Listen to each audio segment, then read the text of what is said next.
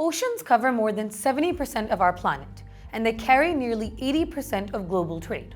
So when we talk about the blue economy, we're not speaking in metaphors.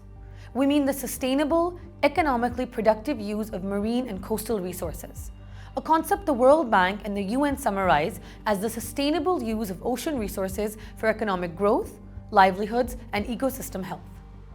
Today, I will walk you through why that matters, especially for Pakistan. Pakistan has roughly 1,050 kilometers of coastline and extensive inland waters. Fishing is unsurprisingly central.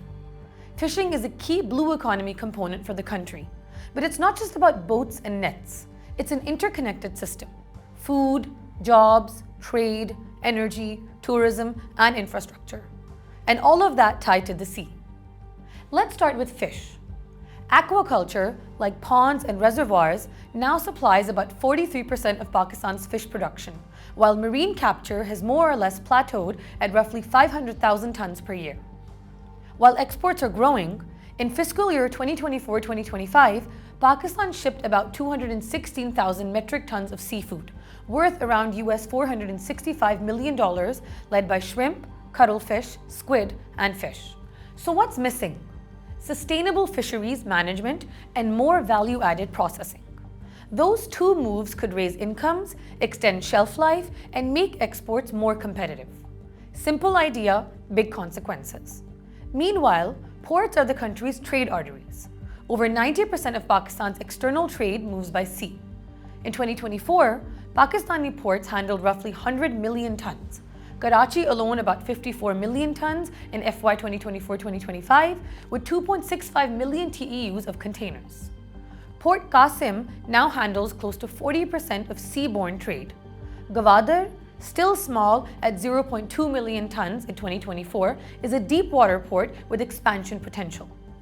But the ports need modernization, like dredging, unified legislation, digitization under visions like Udan Pakistan, which will ultimately allow larger vessels, faster turnarounds, and lower costs. In short, efficient ports equals to cheaper trade, whereas shipbuilding is nascent but notable. Karachi Shipyard and Engineering Works is Pakistan's domestic builder, both naval and commercial. In 2024, the government restarted a container ship build, a $24.75 million contract for an 1,100 TEU feeder ship, Pakistan's first major commercial cargo ship in around 40 years. Pakistan's commercial fleet sits at about 930,000 DWT and depends heavily on foreign charters. This $24.75 million project is a modest but important step towards rebuilding national capacity and saving foreign exchange. Meanwhile, tourism is emerging.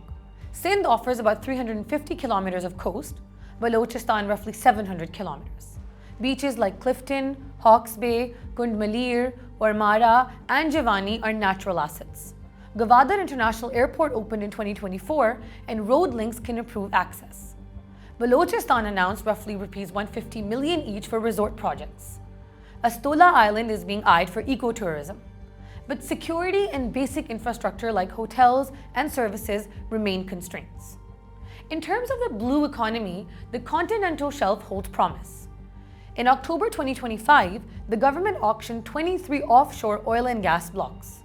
4 local-led consortia, including OGDCL, PPL, and Mari Petroleum, won rights.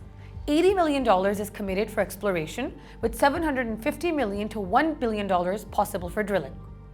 The blocks cover roughly 53,500 kilometers of the Arabian Sea, geologically similar to oil-rich neighbors.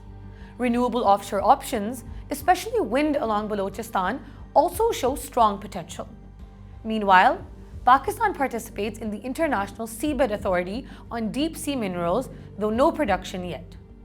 Pakistan must move from exploration to actual development to tap these blue energy reserves. Finally, strengthening the blue economy hinges on efficient logistics and hinterland links. Pakistan Railways and the National Logistics Corporation are partnering with private players.